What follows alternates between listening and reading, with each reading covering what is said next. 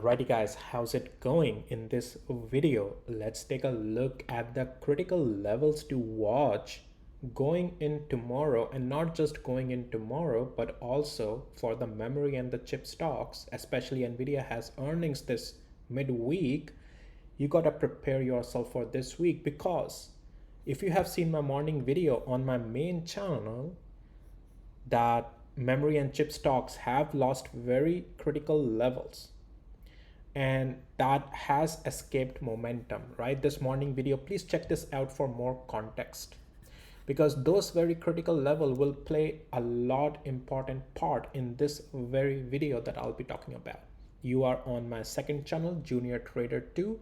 If you are not subscribed here, subscribe here as well. Clicking a subscribe button doesn't cost anything, it helps out a lot. Hit the like as well. And with that, let's jump right into it. Once I let you know, none of this is any financial advice, only for education purposes, just sharing my opinion. Please do your own thing. So let's start off with Micron. So in that very morning video, I talked about let me backtrack here a little bit. So not just in my morning video, but previously when price action, I told you here's the bottom. We went all the way up here, and here I was telling you when we got to 1000 on Micron, guys, until 930 it's just going to be a pullback, and we got precisely right over there. And then on Friday I told you you should lock in some gains, because after filling this gap we are selling off, and you don't want to be going into the weekend with that type of a situation, because we may enter a pullback. And if you remember on my Patreon, I talked about over the weekend video, members only videos, that we may see semiconductors leading the market lower a little bit today. That scenario is playing out. Now the focus is on Micron at a very important zone, and this is the zone you have to work with. This zone this week, that is between 930 to 915. You can see that. Let's get to the 5 minutes interval. I emphasized this in the morning as well. That very $930 zone reacted quite a lot in the pre-market, okay, but then market opened, we flushed, right? So but the level exactly worked as how it was supposed to, showing us a price reaction. And accordingly, once we flushed for the day trade, yes, this is a short play. And also on the overall structure side, I've mentioned to you guys already, like a week ago, pretty much like 5-10 days ago, once we start to lose 930, momentum will escape. And that remains the case still, because you can see momentum escaped, we came back, but that was just a rebound. You can see we are seeing a rejection at the significant level, one of the significant levels, marked by my tools all automatically for you. Get access to my tools if you need to learn and use the tools to make proper risk management decisions. Now being over here, right, rejecting at 915, this zone is the critical zone, okay. All what you have to watch from here on this week is, if you want to see a momentum back in Micron, is you have to see it get above 915 first leg. That's a good sign. That's like, okay, some rebound is building into the strength, and then properly closing above 930. That's only what will bring Micron back. I do think at this point, if something brings Micron back above 930 this week, it will be Nvidia's earnings. Only that thing right now can do things around. And also, I think market on the semiconductors is selling off for Nvidia right now, because market is like, we don't know what Nvidia is gonna do on their earnings. And that's why you are seeing pretty much every semiconductor today is sell off, right? Chip stock, memory stocks are along those lines. So but that's to watch on Micron. Unfortunately, it did though got a little bit bought up, but it hasn't really changed the direction. It hasn't changed the structure. We are still in the weakness below those zones. Sandisk. So let's jump right into it on the hourly interval. That's where the whole game is to understand. Please, as I said, check out my morning video if you want to have some more context beforehand. Okay,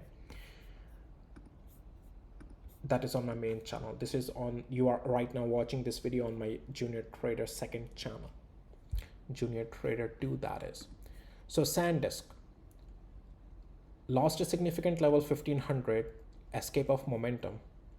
1400 zone did give it a bounce, it came back, and where did it reject? And that's why these levels are so important, precisely at my significant level marked by my tools. If you're not getting tools, then I don't know what you're doing. But that very zone 1500 is what you are watching. Sandisk can come back and possibly mark a pullback complete, as if it can close this week from tomorrow either or whenever above 1500.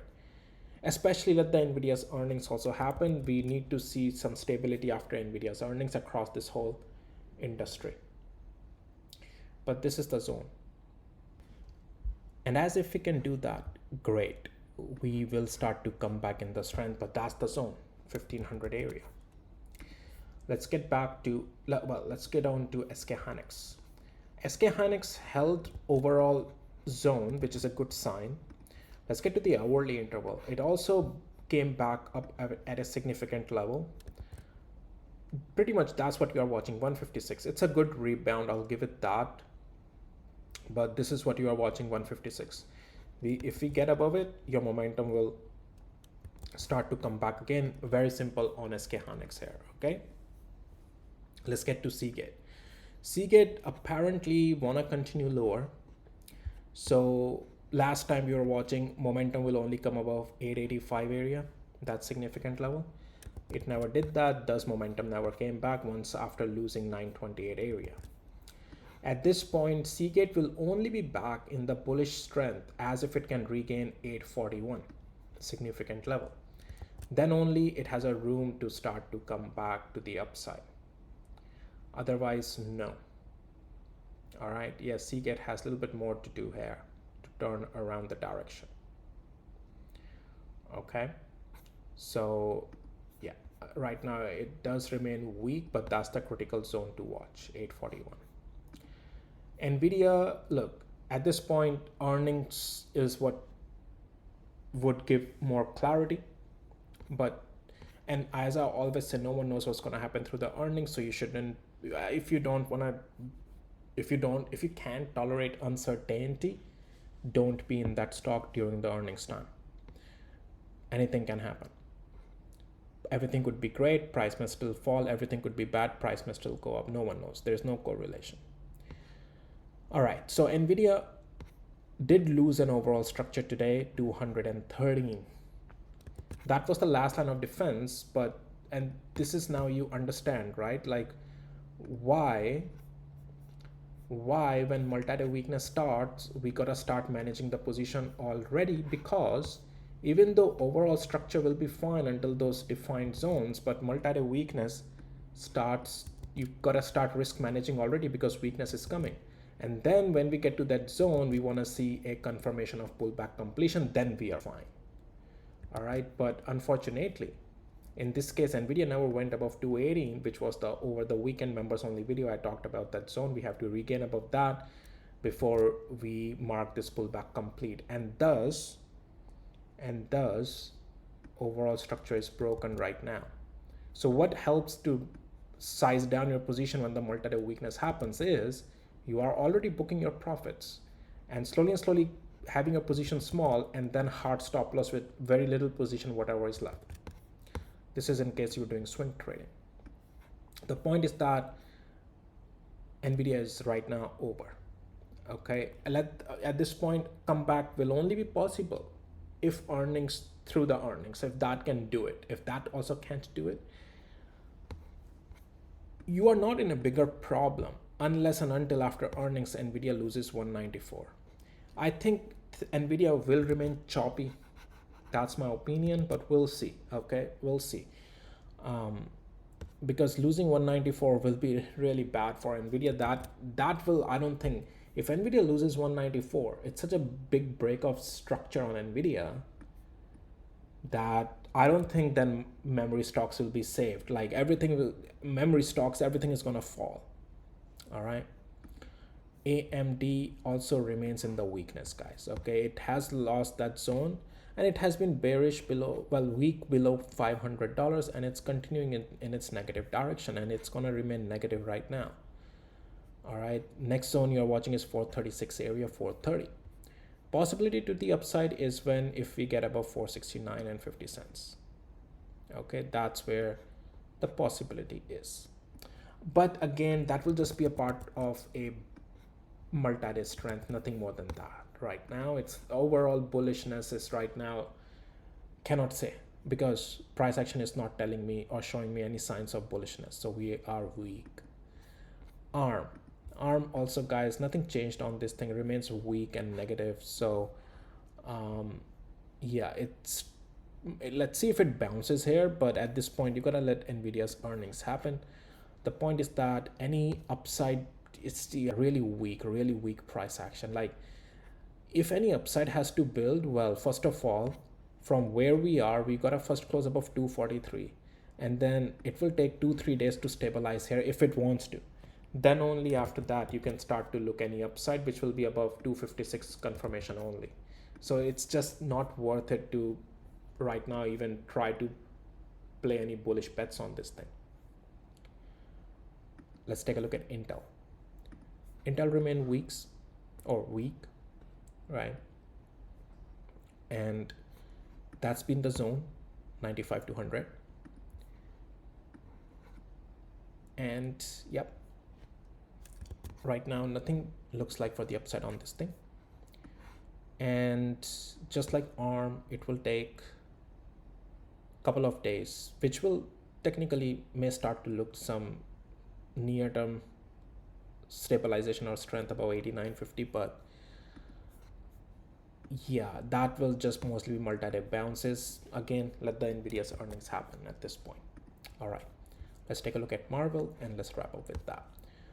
Marvel did hold overall strength down there at overall structural bullishness 220. It is bouncing back up. Multi-day weakness, are we still in that? We are still in the multi-day weakness though, after losing 240.